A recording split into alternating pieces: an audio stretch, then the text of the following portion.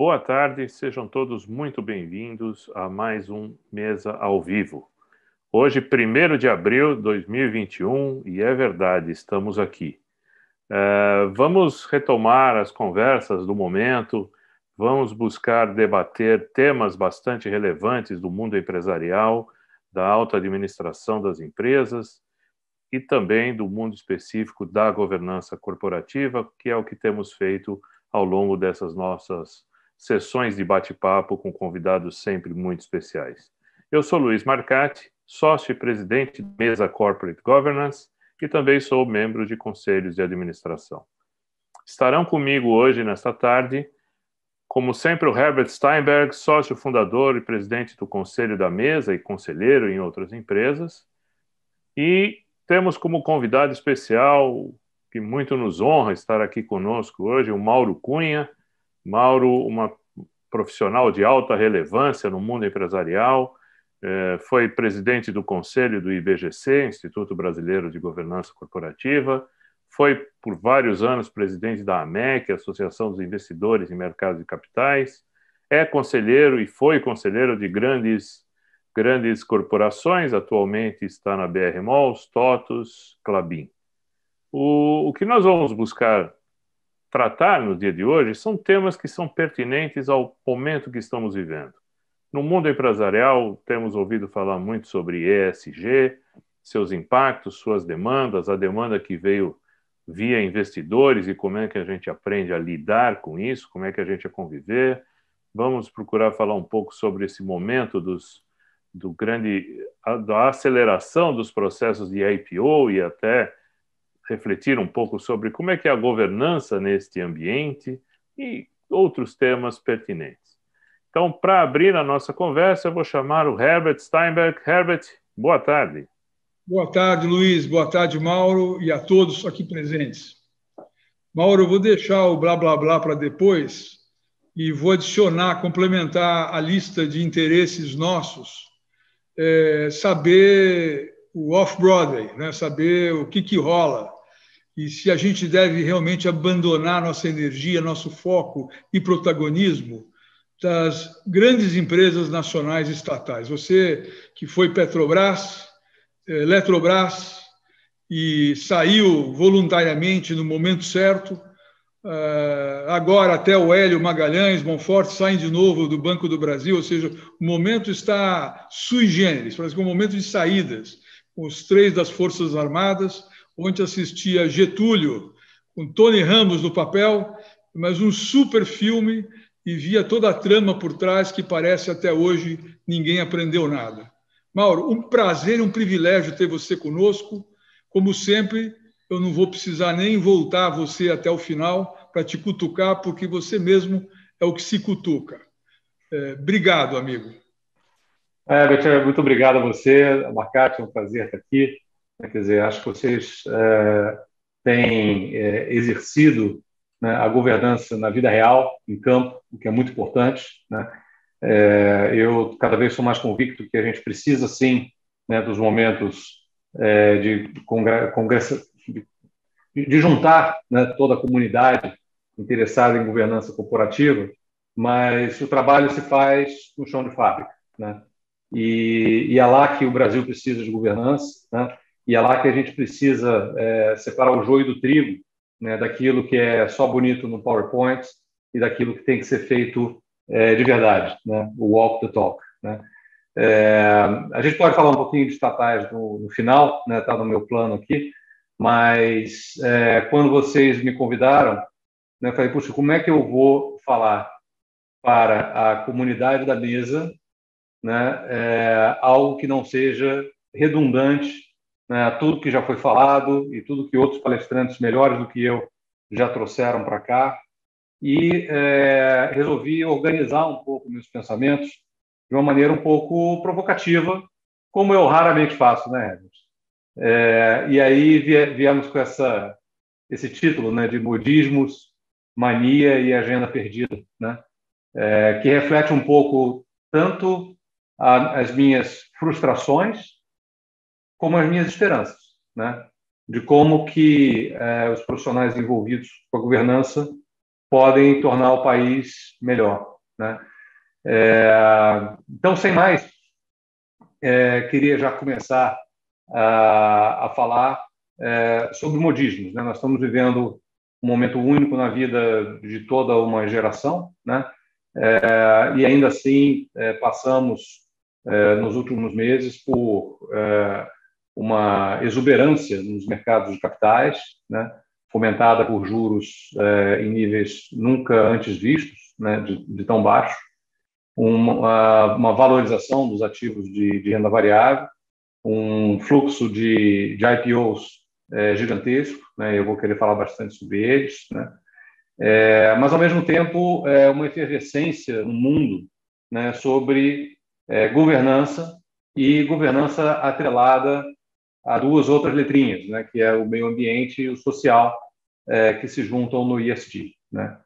E o ESG, né, Herbert, não é nada diferente daquilo que motivou a própria criação do IBGC lá atrás, né, que é, de fato, seguir os princípios de governança, né? Mas hoje não se fala em outra coisa, né? E quando a gente vê essa unanimidade, né, esse modismo, né, eu acho que é conveniente a gente se perguntar o que é bom disso e o que não é tão bom, né? Eu percebo que as companhias estão absolutamente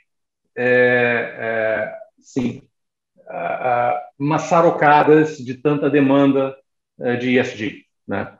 Vem da imprensa, vem dos investidores, vem das agências de rating, crescentemente dos bancos, etc., né?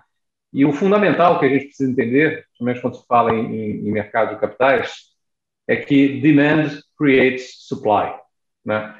Então, se há essa demanda por ESG, essa demanda será atendida. E a grande questão é a qualidade do atendimento dessa demanda, né?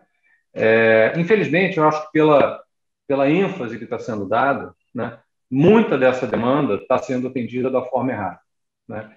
E essa forma errada, ela pode ter vários aspectos, né? Então, a gente vê muito dessa discussão centrada na questão de disclosure, e é uma questão correta, né? Eu sou fã do TCFD, né? Mas isso traz um risco, né? Quer dizer, o lado bom é que, quando você força a empresa a fazer o disclosure, você força a empresa a pensar e a enxergar as suas próprias falhas.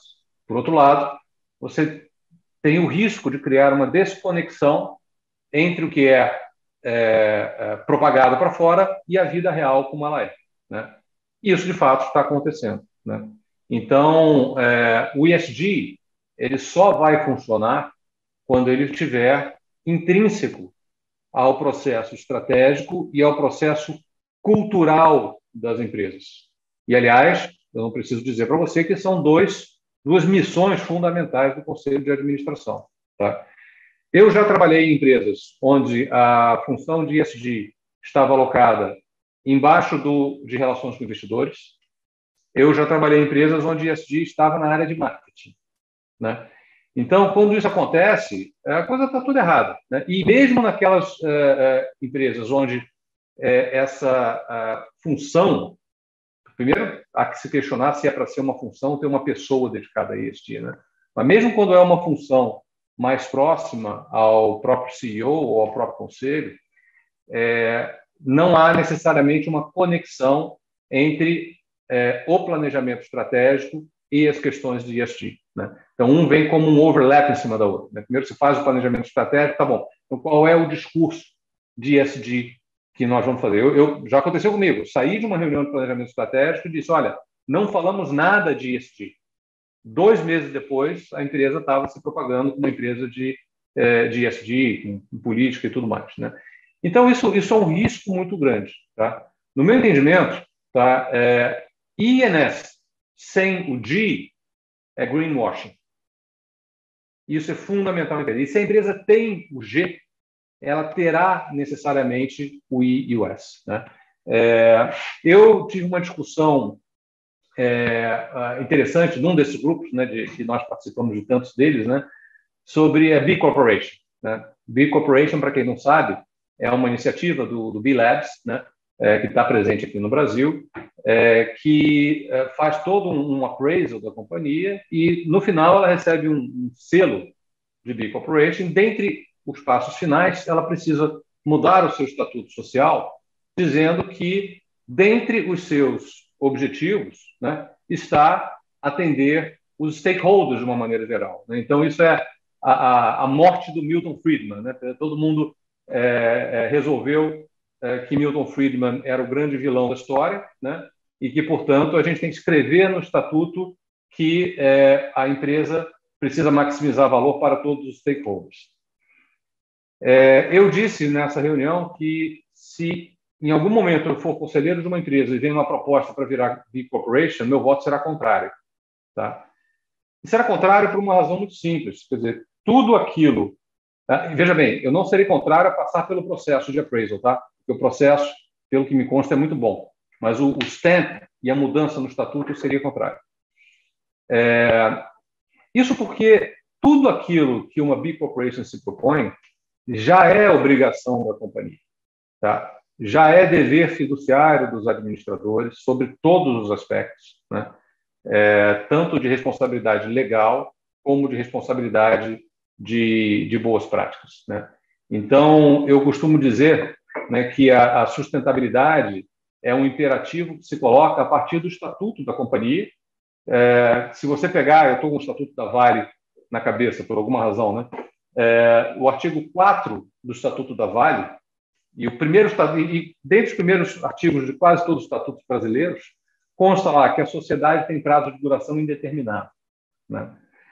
Indeterminado significa um prazo muito maior do que a planilha consegue acompanhar, né?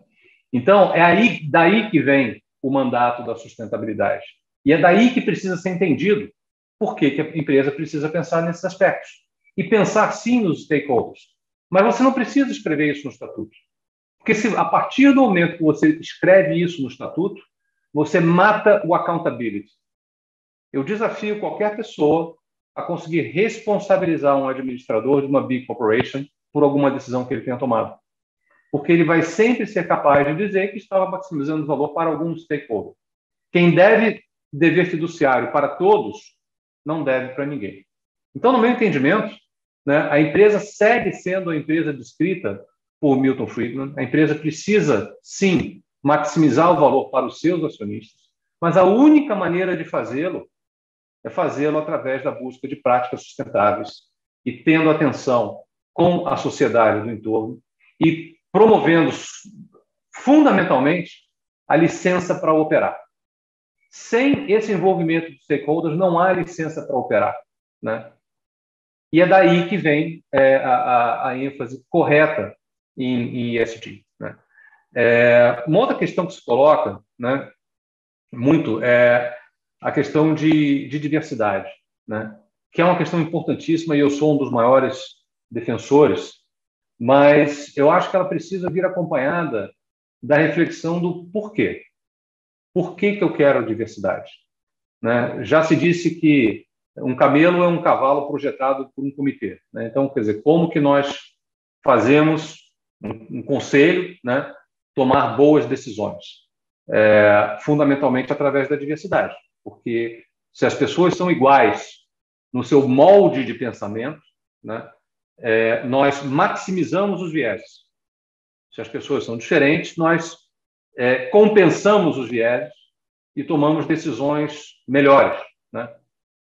E, portanto, a importância da diversidade no molde de pensar se traduz, né, nas variáveis que as pessoas costumam colocar de diversidade, de gênero, de etnia e tudo mais, porque, de fato, as pessoas que têm essas características possuem moldes de pensamento diferentes do que os homens brancos que têm experiência Faria Lima, que sou eu, por exemplo, né? Então, eu acho que a gente tem que pensar no porquê que a gente quer abraçar determinados conceitos. Não pode ser só porque estão na moda, né? Precisam ser porque eles, de fato, geram valor lato sensu, né? Valor para a companhia e, consequentemente, valor para a sociedade. Tá? Um outro modismo, né, que a gente precisa ter muita atenção é o compliance, né? E veja bem, quando eu falo modismo e boto um tema, eu não estou tirando o mérito do assunto, né? Eu sou um dos grandes defensores de compliance nas empresas onde eu participo, né? Mas eu acho que a gente pode pegar alguns exemplos, como a Lei das Estatais de 2016, né, que foi vista como assim, um grande marco, né, que iria, de fato, proteger as nossas estatais de vez de toda a interferência. Está aí, né? Estamos vendo. Não deu certo, né? E lá em 2015, a MEC e IBGC, né, IBGC na época presidido pelo Emílio Karazai, foram os únicos que se manifestaram contrariamente ao sistema da lei das estatais. O sistema da lei das estatais é equivalente a ficar botando a rolha numa barragem que está rachada, né? Você bota uma, daqui a pouco arrebenta a barragem. Porque a lei não conseguiu mudar o sistema pelo qual o processo decisório que afeta as estatais é tomado, né? Então, fazendo um parênteses aqui, nós tivemos nos últimos 3, 4 anos um período de ouro, eu diria, da evolução da governança estatal, que foi destruído em 2 semanas, né? Eu não quero tirar o valor disso, porque durante esse período muito aconteceu e as empresas foram transformadas de verdade, né?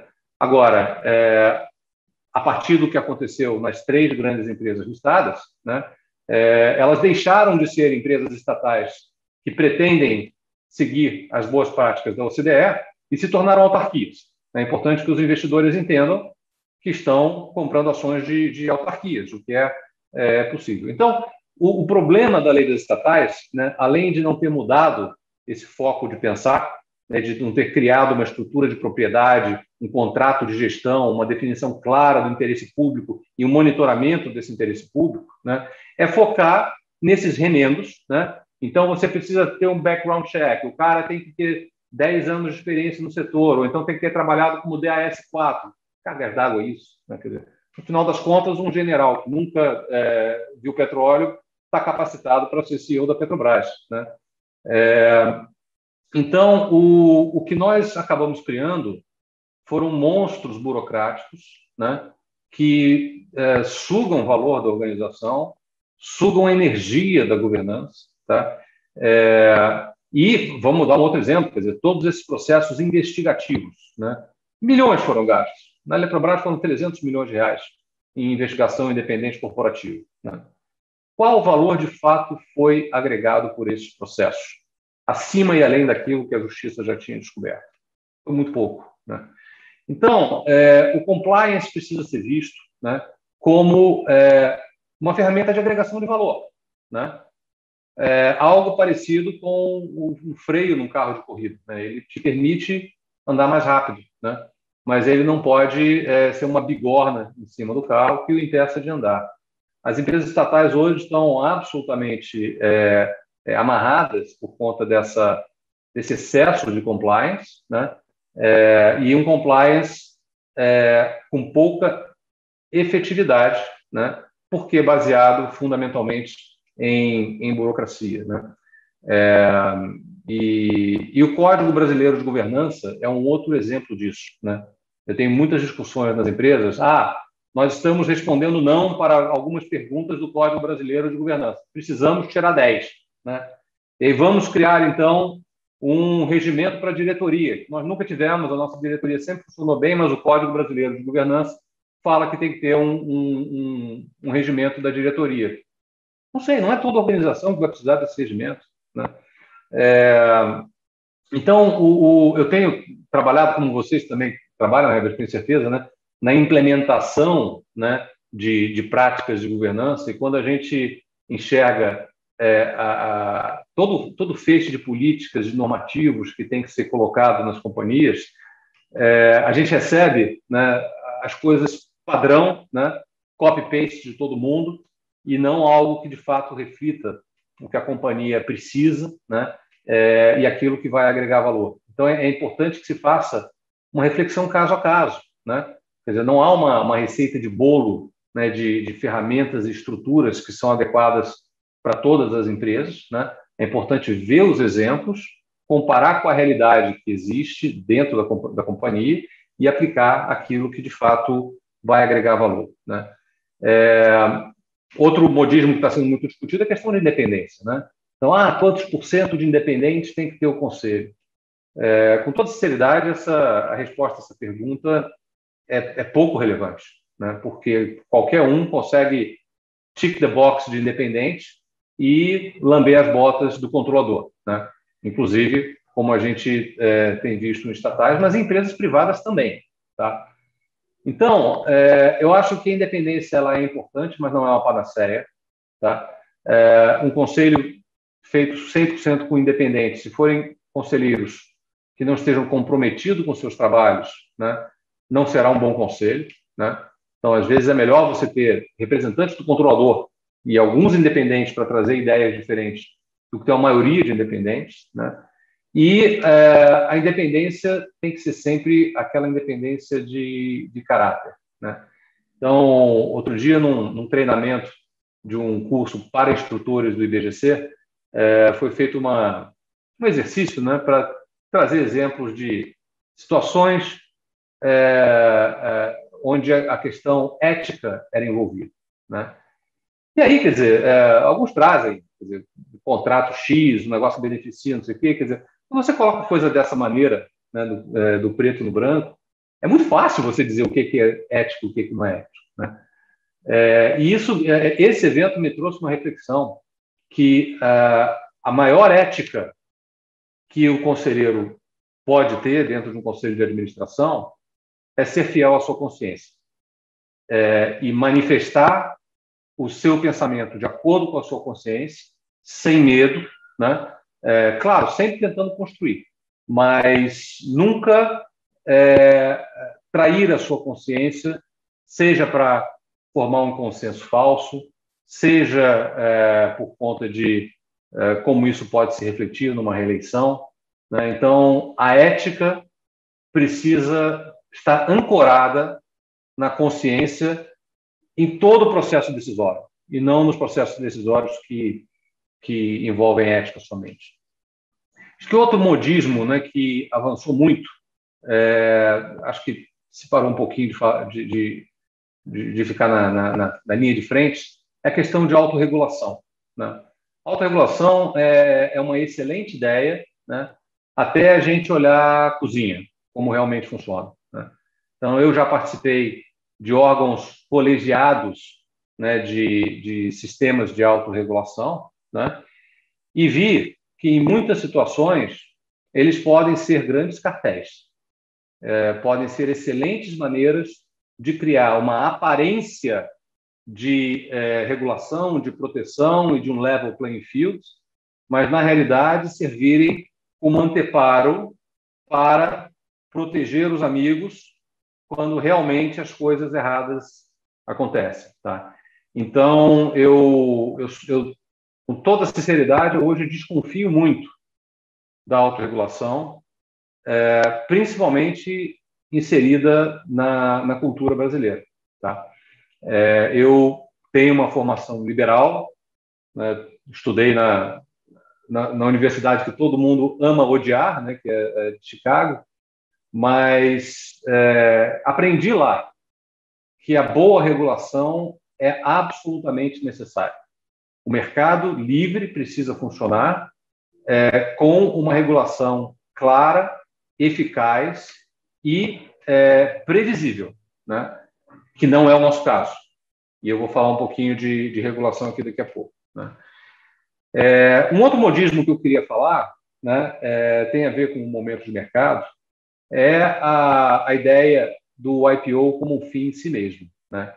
Então, nós temos muitas empresas, né, que ou as próprias empresas estão fazendo o IPO porque querem ficar rico, eu não sei, ou alguma coisa que o valha, ou empresas já existentes ou já de capital aberto que resolvem abrir o capital de subsidiárias, né?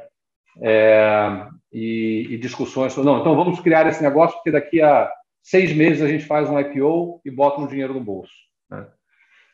Eu discordo que o IPO seja um fim em si mesmo, tá? Na verdade, o IPO ele cria um liability para a companhia e para o seu sponsor, que é cumprir as promessas que foram colocadas. Ele pode ser um trigger para reconhecimento de valor já existente, mas ele não gera valor por si só, tá? Então, esse é um ponto importante.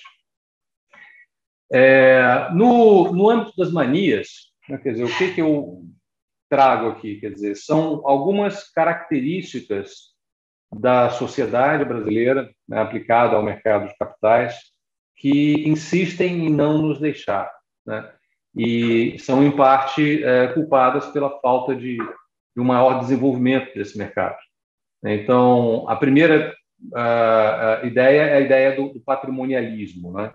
Então, nós ainda temos, né, seja nas empresas estatais, seja em empresas familiares, ou seja mesmo nas empresas que já se tornaram corporation, né, aquele valor do processo decisório, né, o famigerado prêmio de controle, né? Eu costumo dizer que o prêmio de controle é sempre alguém roubando alguém, né? Os próprios autores da lei das SAs disseram lá, quando estava tramitando o projeto em 1976, né, eles eram contrários ao artigo 254, que é o artigo que dá o tag-along, né, que já saiu, já voltou torto, etc.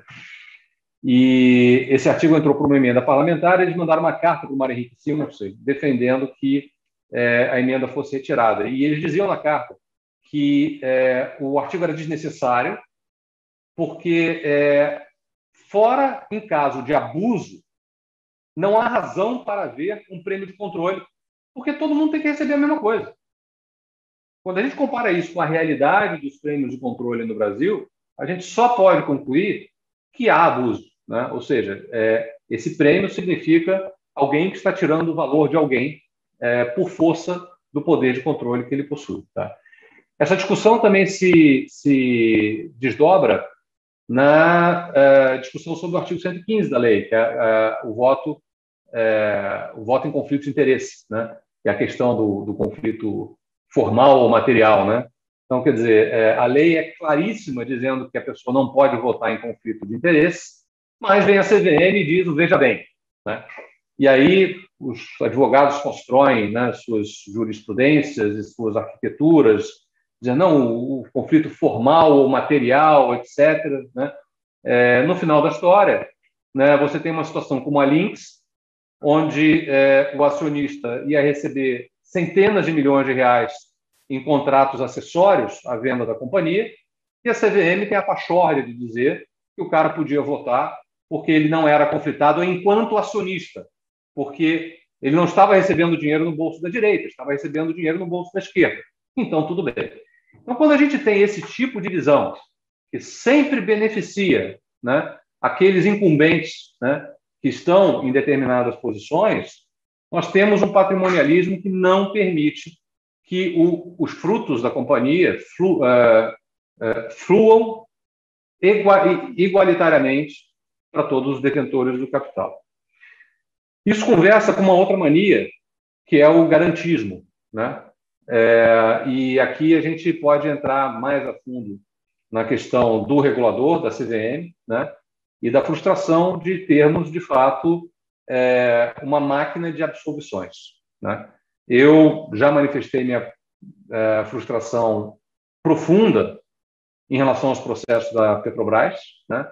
Nós tivemos o maior escândalo corporativo, criminal, contábil, da história do capitalismo mundial. Eu não estou exagerando, tá? E ninguém foi punido pela CVM.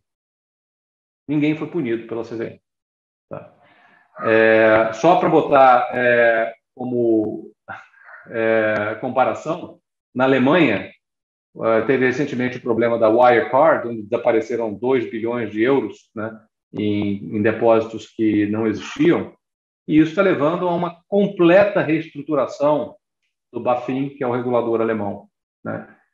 E aqui tudo bem, né? Aqui passa a Petrobras, ninguém é punido e tudo bem, né? E isso, assim, é pervasivo numa série de decisões, né, que eu ficaria rouco aqui de lembrar todas elas, né? Só entrar no site da MEC, vocês vão ver várias dessas discussões. Mas, essencialmente, você não tem um regulador que defende quem investe no futuro do Brasil, como diz o seu slogan, né? Ele defende quem está bem defendido e quem está alinhado com as jurisprudências que são criadas pelo próprio sistema de interesses vigentes. Eu acho que a CVM precisa de uma reforma profunda, né? Uma última mania que eu queria colocar é a mania do reducionismo, né? Então, nós temos hoje uma agenda muito importante e pertinente, que é a agenda de ESG, e o que todos nós vemos é, como é que nós vamos padronizar o ESG para eu poder criar um ranking? Eu quero ter um rating, né? Eu quero ter uma nota, né? E a gente sabe, mesmo antes de expandir para o IEF, né, olhando só o G, que dá uma nota de governança, é a receita do fracasso. Isso nunca será possível fazer. E, de novo, demand creates supply. Se a busca do mercado for por esse reducionismo, ele será entregue. Da mesma maneira que aconteceu no mercado de crédito, onde os investidores, estruturalmente, por preguiça de fazerem as suas análises de crédito, confiaram nas agências de rating, né, que fizeram o seu reducionismo, deu no que deu na crise financeira, né? Então, eu acho que há investidores que entendem isso e entendem o valor de fato, compreender os processos de governança e separar o joio do trigo. Tá? E esses investidores conseguirão se distinguir. Eu me lembro de uma conversa com o Christian Stranger, que era chairman da DWS, a Asset do Deutsche Bank, né? E a Asset do Deutsche Bank não tinha nos seus fundos ativos ações da Volkswagen quando aconteceu o escândalo do Dieselgate. Isso porque eles sabiam que aconteceu o escândalo do Dieselgate? Não.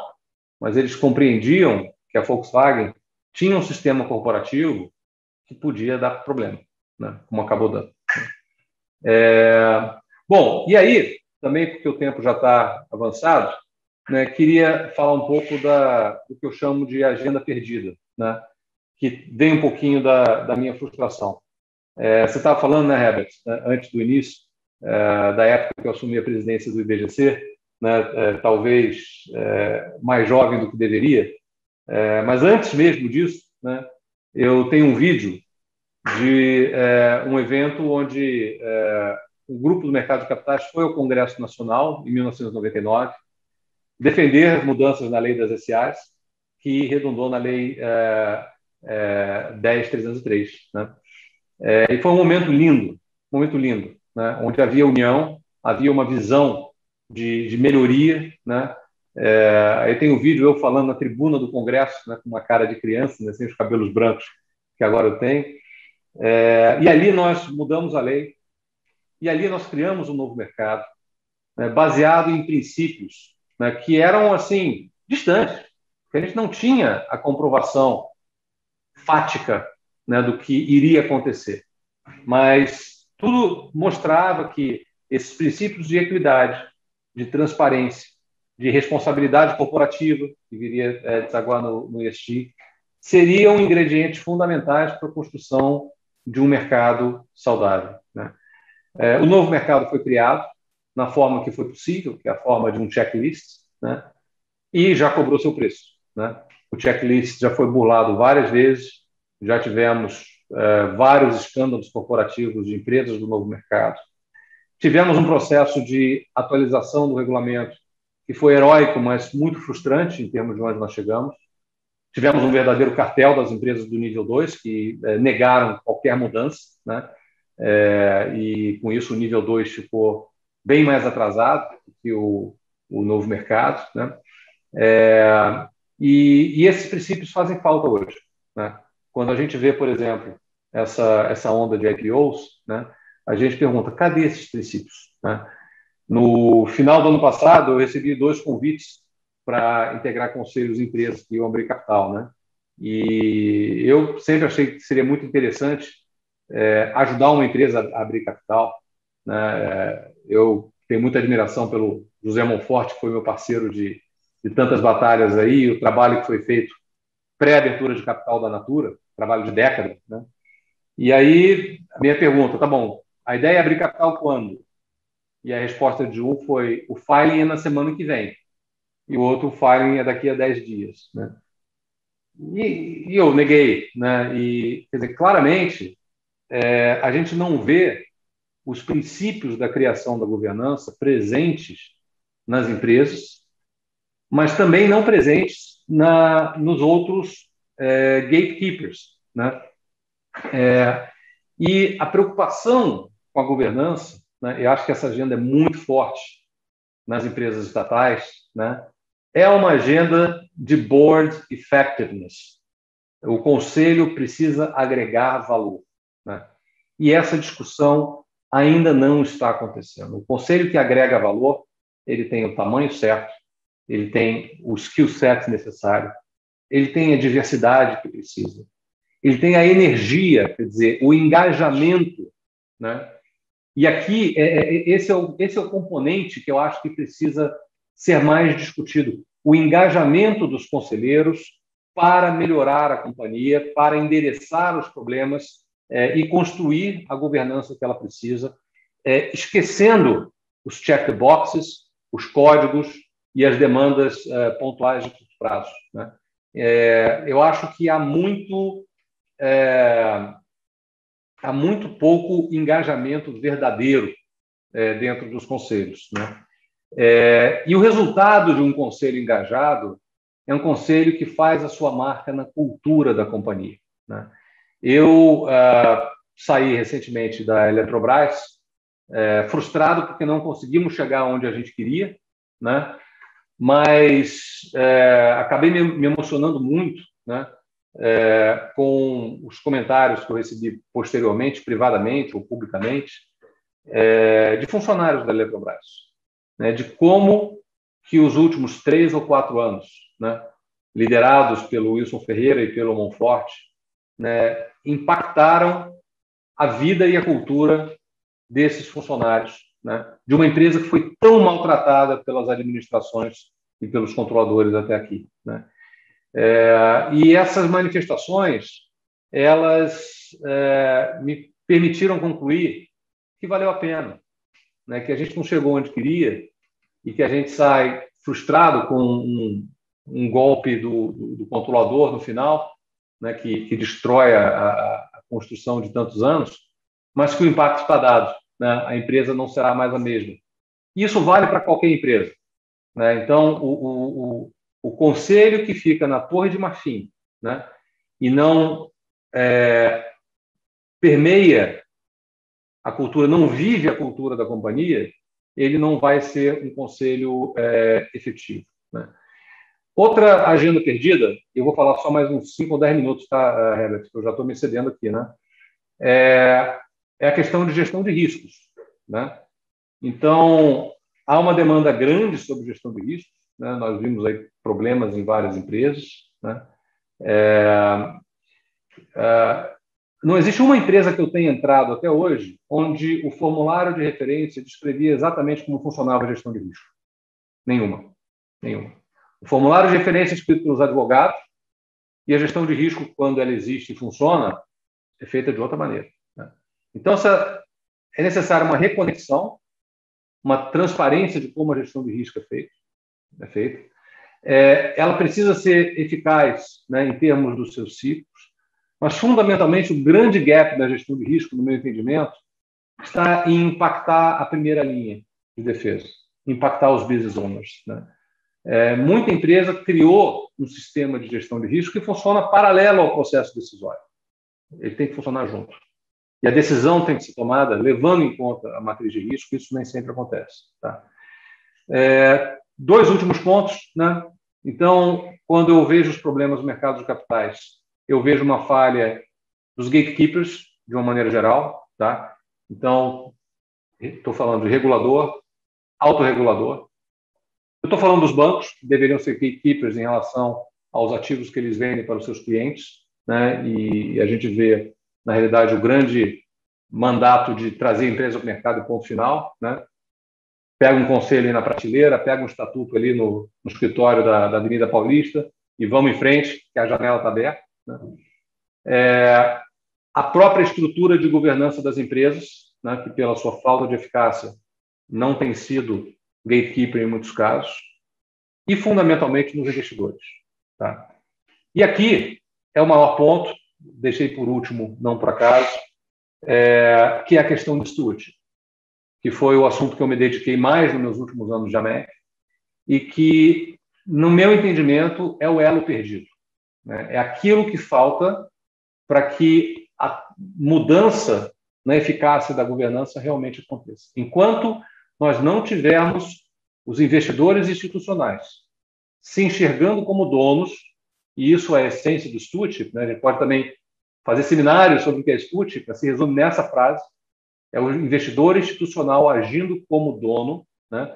Portanto, entendendo a governança, se engajando, conversando com as companhias, né?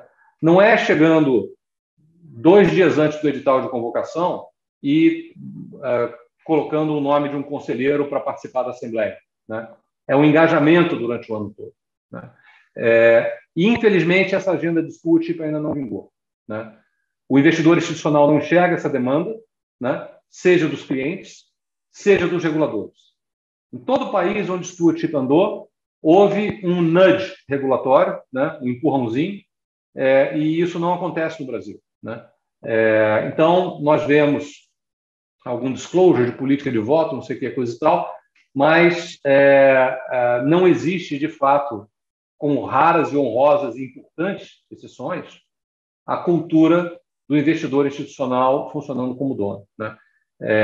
E isso tem consequências terríveis para todos os tipos de companhia, para a estatal, para a empresa controlada, para a empresa corporation, né? E frustra, inclusive, os conselheiros engajados. Né? Eu já estive em situações complexas onde eu gritava, né? Nas atas, nos votos, né? Pedindo ajuda, né? E com aquele general que olha para trás, né? E o exército não tá vindo junto. Né? Então, se eu tenho um pedido para o Papai do Céu, né? Nos próximos anos em relação à evolução dos mercados de capitais, é que a agenda de stewardship seja implementada, que os investidores cumpram o seu papel, porque todo o resto, no meu entendimento, é consequência.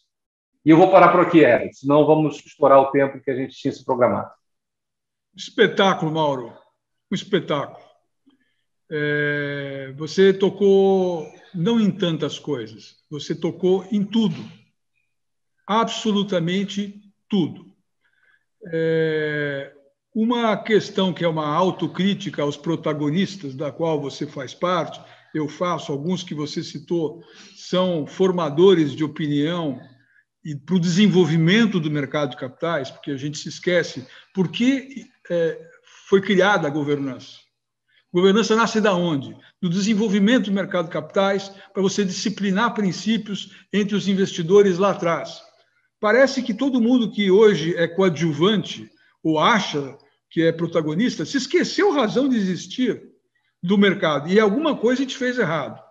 Então, se você bota no mesmo saco Mauro Cunha, o próprio Monforte, não quero me igualar, mas joga aí um Reba da vida e outros, o que acaba acontecendo é que o mercado reage taxando a esse grupo de romântico, ou seja, filósofo, uma parte deles, e a outra parte de chatos de plantão. E pior, as instituições que estão ajudando ao desenvolvimento da governança não entendem de mercado de capitais. Estou fazendo uma afirmação forte. Porque hoje, Bain Company, Boston Consulting Group e McKinsey fazem governança. Heidrick Struggle, Spencer Stuart, Korn Ferry, FESA, Cabreira fazem governança. Os desempregados da Faria Lima fazem governança. O IBGC faz governança. As auditorias, as 4 grandes, EY, Deloitte, Price, KPMG, fazem governança, inclusive familiar. Aonde está o desenvolvimento do mercado de capitais? Nós erramos, Mauro. Eu, você, Monforte, nós erramos, porque está todo mundo dando palpite onde não entende porra nenhuma do que está fazendo. E agora a gente tem que consertar o emaranhado político e de bucagem de consultoria. Eu dou um exemplo para não ser tão incisivo, de Sarbanes-Oxley, Sarbox. Cumpriu um dever espetacular para criar accountability, para, aliás, brasileiro entender que não é não, sim é sim, e que CFO e CEO vai preso. Mas precisou ter uma regulação americana para entender isso. Mas a principal bucagem dessas mesmas empresas que eu estou listando aqui de auditoria foi Sarbox. Ou seja, era o fim pelo fim. Ou seja, era ter aquele book cheio de documentos em que você bucou 1 ano, 2 anos de consultoria para provar que o CFO e o presidente conheciam do que estavam em cima. E a principal razão, que era ter sistemas de controle, de whistleblowing, de red flag, não estavam no papel. Supostamente o sistema levava a isso. Mas as empresas estavam preocupadas em bucar o bug do milênio da época da consultoria, que seria ter Sarbox. E continua assim até hoje. O que você acha, sem se colocar fora do problema, que os protagonistas devam fazer além de ser filósofos e chatos de plantão? Acho que é sujar a mão de graxa, né? E, de novo, ir acima e além, né, do que é demandado, né, particularmente dentro dos conselhos de administração, e sempre focados no objetivo último, que é gerar valor, né, balançar a roseira, né, porque a roseira precisa ser balançada, né, e é muito confortável para todo mundo continuar fazendo o que sempre fez e atender uma demanda nova, né, com uma caixinha, pega uma consultoria e atende isso aqui, né. O que você falou para a Sarbanes-Oxley vale para a ESG também, né? Vale para a gestão de risco, né?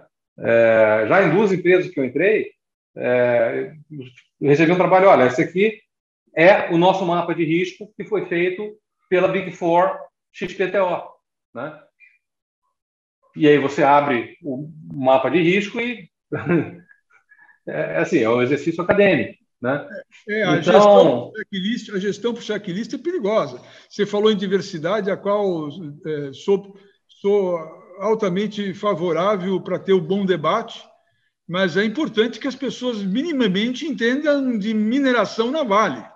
Senão a barragem estoura. Você atende lá com 3 mocinhas o conselho da Vale, mas a barragem quebra. Né? Então,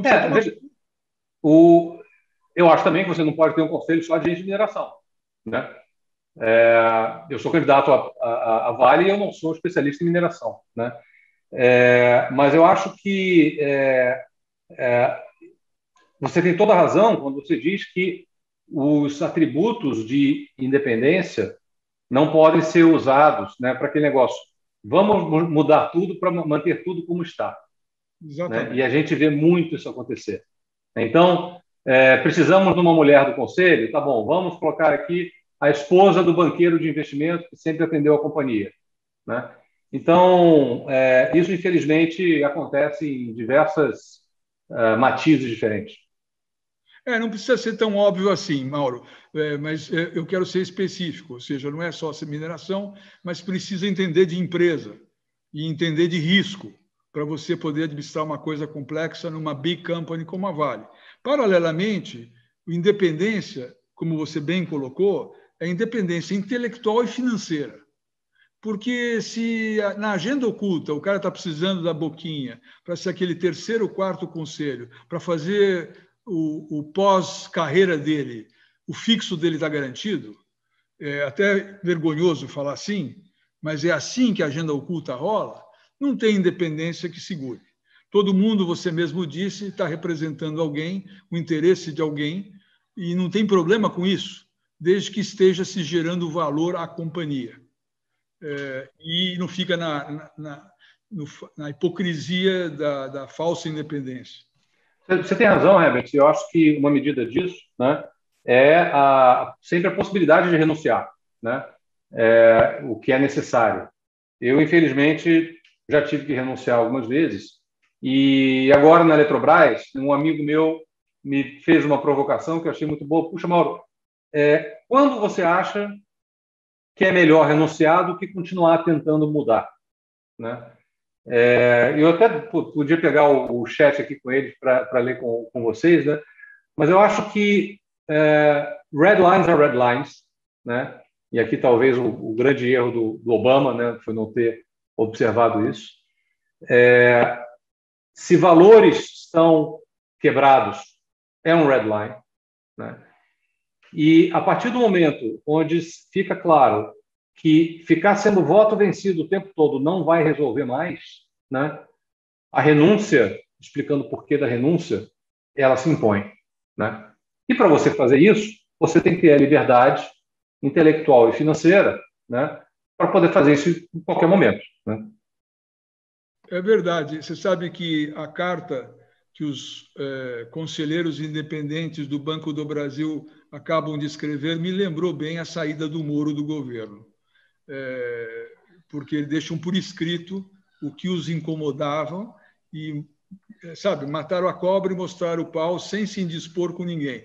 É evidente que, dependendo de quem olha, vê aquilo como uma confrontação inadequada, mas ali está escrito de forma absolutamente escultural, irrepreensível, quais eram os pontos que eles estavam desconfortáveis. Herbert, eu vou mencionar aqui, se você pegar a minha carta de renúncia na Eletrobras, você vai ver que eu renunciei por duas razões. Uma foi a quebra do processo sucessório que havia se colocado e a escolha de um CEO que, tanto no entendimento da Korn Ferry como no meu entendimento, não era o CEO que a Eletrobras precisa, por mais que seja um cara sensacional, tá? Rodrigo Limp é um cara sensacional, mas não é, na minha opinião, o CEO que a Eletrobras precisava nesse momento. Mas houve uma segunda razão. Está escrito lá. Uma quebra irremediável de confiança em processos do Conselho. Tá? E eu não posso entrar em mais detalhes do que isso, mas essa razão foi tão ou mais importante do que a primeira. Tá? E isso é redline. Muito obrigado pela franqueza, Mauro. Sua sempre boa assertividade nos enriquece. Luiz, bola no Mauro, teu campo. a gente tem muitas perguntas aqui, infelizmente pelo tempo nós não vamos conseguir fazer, mas eu vou tentar arredondar um pouco, até colocando a minha opinião para você, Mauro, e pedindo se eu fiz a leitura correta, né? Para a maioria dos temas que você abordou, você usou, eu entendi, a base do demand create supply, né? Tá certo? Então, se tem uma demanda para o ESG, como é que a gente entrega o que estão pedindo? Não é? Eu até li um artigo recentemente publicado no NACD, Associação Norte-Americana dos Conselheiros, em que a autora, que me foge o nome agora, ela aborda isso com muita propriedade. Qual é o real papel do Conselho como accountable e um agente alinhado à gestão para que o ESG seja de fato verdade? Então, como você cria indicadores, como você garante a acuracidade das informações, como você monitora e tudo mais. Mas o perigo está esse, né? Se tem uma demanda para ESG, vamos contar ESG. Aí, os IPOs no mercado, em que para o investidor brasileiro nós temos as taxas de juros negativas, né, reais, tá certo? E para os internacionais, você tem um custo barato em dólar das empresas brasileiras, né? Vamos entregar papéis. E aí parece que a gente consegue criar a governança do zero ao novo mercado em 3 meses para poder ir para o IPO, né?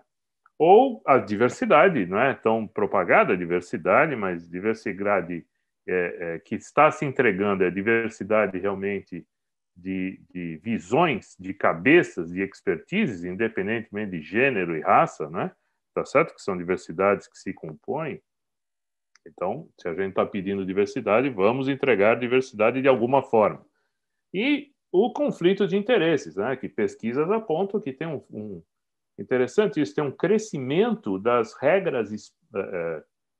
As empresas do capital aberto estão criando e publicando regras sobre conflito de interesse, né? Teve um crescimento vertiginoso, mas a pergunta é, funciona na prática? não é? Ou, de verdade, a governança que vale é a que o dono quer, ou que o controlador quer, não é? Então, me parece que essa frase que você cunhou aí, o demand creates supply, passa por tudo isso, né? Sim, sim. E acho que é importante que o conselho não caia nessa tentação, né? E que muitas vezes chega e fala, não vou atender essa demanda, porque não é no interesse da companhia, né? É preciso responsabilidade para isso, né? Exatamente. Bom, eu sei que você tem um compromisso logo na sequência, também não queremos te criar mais pressão de agenda do que você deve ter, então, se você quiser deixar uma mensagem final para a gente aqui, nós estamos nos 5 minutos finais, então, por favor, fique à vontade. Não, foi um prazer, eu acho que eu falei demais aqui, uma pena, porque eu queria também ter a chance de interagir mais com a comunidade de vocês, até porque cada oportunidade dessa é um aprendizado para mim também, né? Então, espero que a gente tenha outras oportunidades de diálogo assim. E queria repetir uma frase que eu falei antes, né?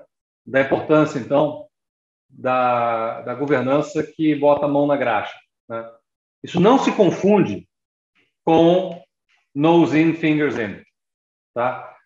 Mas o conselho precisa viver a cultura da empresa, precisa respirar a cultura da empresa, né? E aí sim ele vai poder tomar boas decisões e entender de fato quais são os gaps e as prioridades a serem atingidas, né? Então, uma mensagem curta, mas é o que me vem à cabeça no momento. Muito obrigado mais uma vez. Herbert, você quer falar sua mensagem final? Veja, a governança conhecida, introjetada e sem blá blá blá, fazendo acontecer.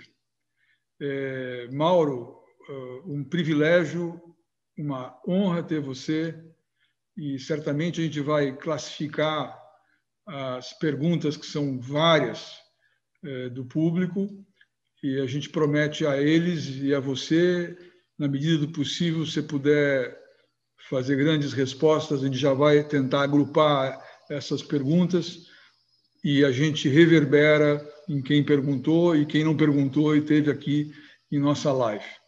E até breve, meu amigo, e continue lutando. Nós estamos te empurrando. Obrigado. Vamos em frente. Obrigado pela oportunidade aí. Um abraço aí a todos os amigos. A você também. Luiz. Para nós foi realmente um prazer tremendo receber o Mauro Cunha aqui conosco, uma verdadeira aula sobre governança, sobre administração. Muito rica, muito rico debate. Pena que em 1 hora a gente não conseguiu aprofundar todos os temas que nos deram vontade de aprofundar. Nós vamos passar algumas perguntas para o Mauro, ver se ele pode fazer a gentileza de responder. A gente encaminha depois a quem fez.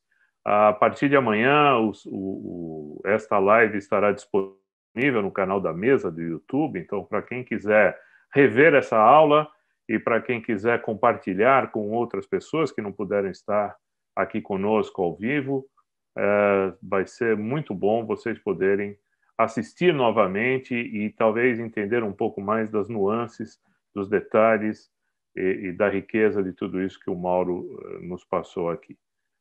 Agradecer a presença de todos, continuem se cuidando bastante, vamos torcendo para que o nosso calendário de vacinas seja de alguma forma acelerada para que todos estejamos bem, sempre lembrando que toda primeira quinta-feira do mês, das 17 às 18 horas, teremos mesa ao vivo. Muito obrigado, um grande abraço a todos.